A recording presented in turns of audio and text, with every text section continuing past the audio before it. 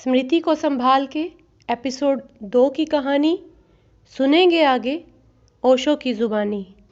ये सुंदर प्यारी सी स्त्री सब मुझे समर्पित करने को राजी है। इसका त्याग देखो। ऐसे बहुत सारे प्रलोभन उसके मन में पड़ रहे थे। बुद्ध उसे देख रहे थे। सद्गुरु सब देखते हैं। सद्गुरु पूर्ण स्वतंत्रता देते हैं और इसमें ना सिर्फ उठाने की स्वतंत्रता है, गिरने की भी स्वतंत्रता है, शुभ और अशुभ दोनों की। वह देखते रहे।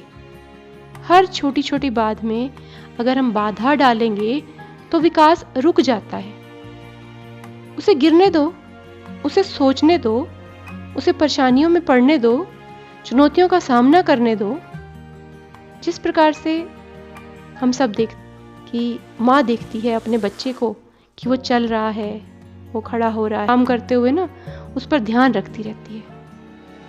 इतना ज़्यादा ध्यान नहीं देती कि बच्चे को ऐसा लगे कि माँ 24 घंटे उसके पीछे ही पड़ी है। देखती रहती है चुपचाप, कहीं गिर ना जाए, कहीं सड़क पर ना चला जाए, कहीं आग के पास ना पहुंच जाए। ऐसे ही सद्गुरु होते हैं। महात्मा बुद्ध देखते रहे क्योंकि वो चाहते थे ये अपने आप से रुक जाए। वो जानते थे कि ये पिंजरे में जाने को तैयार है, लेकिन बुद्ध इस आशा में रुके हैं कि ये अपने आप से रुक जाए।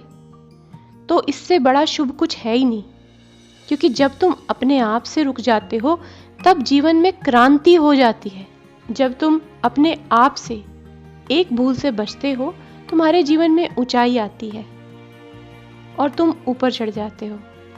जब कोई तुम्हारा हाथ पकड़कर सहारा देकर ऊंचा उठाता है, तब ऊंचाई पर तो होते हो, लेकिन ऊंचाई उधार की होती है और सद्गुरु ऐसा कभी नहीं चाहते। बुद्ध पुरुष तो सिर्फ इशारा करते हैं। वह टोकते नहीं, ना ही डराते हैं, भयभीत करते हैं, ना ही कोई आदेश, ना कोई आज्ञा। पाप में पड़ जाओगे या नरक में चले जाओगे, इस तरह कुछ भी नहीं। बस थोड़ी सी चेतावनी दी, तू जाग, ये जिंदगी तेरी है, भविष्य तेरा है। मैं कौन हूं तुझे रोकने वाला, और मैं तेरा लगता ही क्या हूं, लेकिन तुझे प्रेम करता हूं। मेरी सलाह ले ले तो ठीक, ना ले तो भी ठीक। अंततः वह ग्रस्त होने को तैयार हो गया। अंततः क्यों कहा? क्योंकि वह एकदम से तैयार नहीं हुआ। उसने बहुत सोचा, बहुत दिमाग में जद्दोजहद लगाई, बहुत रोका खुद को। एकदम नहीं चल पड़ा उसके पीछे। बुद्ध चुप रहे, देख रहे थे कि वो कोशिश कर रहा है खुद को संभालने की। काश अपने आप से बच जाए। अंततः नहीं रोक पाया। लालच बढ़ गया।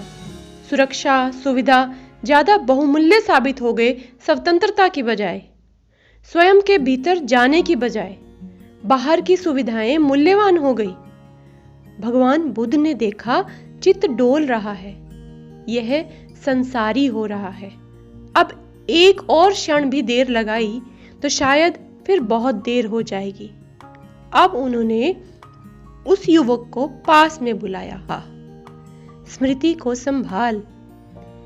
कोई निंदा, कोई दंड, कोई अपराधी नहीं बनाया उसे भय नहीं दिया, उसे घबराहट नहीं दी।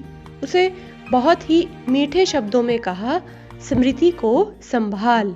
कबीर कहते हैं सुरति, नानक कहते हैं सुरति।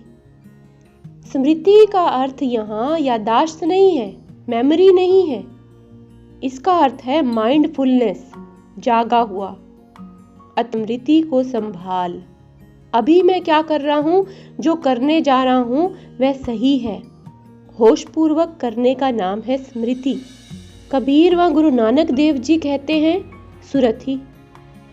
सुरथि शब्द सीधा दिल में उतरता है।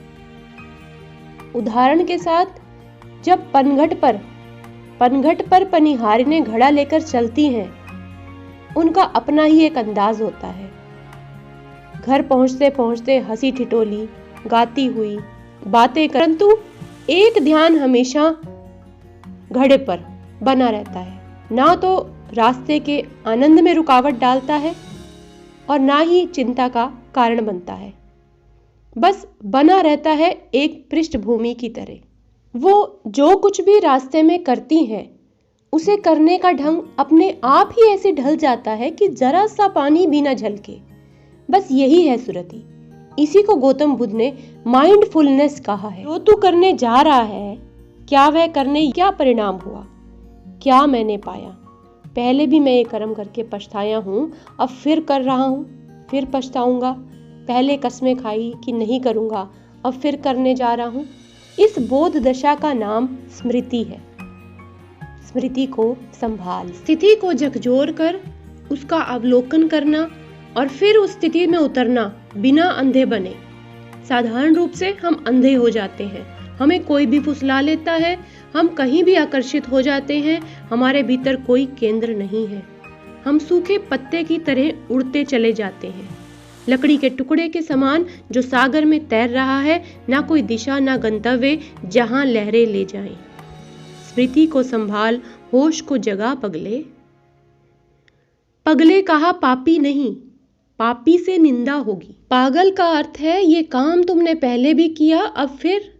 बुद्ध गाली नहीं देते, चिकित्सक हैं, बीमार आदमी का इलाज करते हैं। पापी कहने से व्यक्ति दूर हो जाएगा, वह वही कर लेगा जो वह करना चाहता है। सोच समझकर शब्दों का इस्तेमाल करना चाहिए। एक ही भूल को बार बार करेगा, ये तो जड़ता है। एक बार करो और सीख लो। एक ही भूल बार बार करते हैं। एक बार क्रोध किया, बार बार करते हैं, आग बबूला हो जाते हैं, एक ही धक्के में, एक ही झटके में, और फिर पूरी जिंदगी ल्यूक वार्म वाटर में निकाल देते हैं। कसमें खाई, नहीं करूंगा, लेकिन फिर भी किया। पागल, पहले भी किया, अब फिर करेगा। अपनी भूल से सीख। गुरु ने जागरण किया, कोई प्रलोभन नहीं, प्रताड़ना नहीं, समझाया प्रेम से। इसी जीवन में स्वर्ग और नरक यही है और कहीं नहीं। बुद्ध ने कहा, संभल जाओ, इसी में सुख है। गिरोगे तो चोट लगेगी। अभी है, यही है स्वर्ग और नरक। फूलों के बीच स्वर्ग है, सुगंध है, और आग के बीच मृत्यु है। क्रोध में ही दुख छिपा है, प्रेम में ही सुख है। प्रेम और स्वर्ग एक ही बात के दो नाम हैं।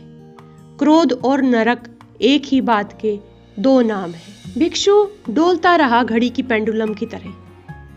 वह कभी स्थिर नहीं हो पाएगा। जिसकी भीतर की ऊर्जा स्थिर हो गई, वही महासुख को उपलब्ध होता है। जिसकी आंखों पर रंग चढ़ा है, वह असलियत नहीं देख सकता। जहां सूखे वृक्ष हैं, वहां हरियाली दिखती है, तथ्य दिखाई नहीं देता। तुम राग रंग से भर गए हो तो कुछ सही नहीं दिखाई पड़ता। जिसके राग से जाते हो, उसी में खो जाते हो। यहां कुछ भी ठीक नहीं। यहां दुख ही संभव है, क्योंकि यहां मृत्यु है। क्या शुभ है, ये जानने के लिए मरघट पे बैठ जाओ। जाओ और देखो उस जलती हुई लाश को, वही तुम हो। बुद्ध कैसे बने, ये सब जानते हैं। बीमारी, बुढ़ापा, शरीर रोगों का घर है। मौत तक पहुंचना है, अंतिम कार्य यही है। अंतिम जीवन का फल बुढ़ापा है। सन्यासी को देखना, तब जीवन की व्यर्थता को समझ जाना। ये जीवन की शाश्वता की खोज में निकल पड़े। जीवन में इतनी पीड़ा है, इतना कष्ट है, ऐसा व्यक्ति स्वयं जान लेता है। राम नाम के सत्य को जानने वाला ही अपने भीतर स्थिर हो जाता है। सन्यास स्थिरता का नाम है। द्वंद्व में ना हो, वह सन्यासी है। मैं ठीक हूं, मैं जैसा हूं, मैं बिल्कुल ठीक हूं, अब मैं बिल्कुल ठीक हूं। फिर संदेह नहीं उठते। इसी क्षण सब तरह से संतुष्ट। फिर आकांक्षा या वासना नहीं डोलती।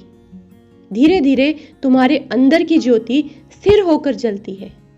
तृष्णा का विनाश हो जाता है। जो सदा सचेत रहकर अशुभ की भावना करता है वह मार के बंधन को नष्ट करेगा और तृष्णा का विनाश करेगा। बुद्ध ने शैतान शब्द के लिए मार शब्द का प्रयोग किया है। ये मार शब्द, इसको उल्टा करें तो राम बनता है। राम को पाना है, असल में राम को ही पाना है, सत्य को पाना है। ये संसार मार है, प्रभु राम से बिल्कुल उल्टा। इसमें जागना है, इसमें रम जाना है। जो जागता है वो राम की तरफ सरक जाता है। जो सोता सोता चलता है वो मार के पंजे में बंधता चला जाता है।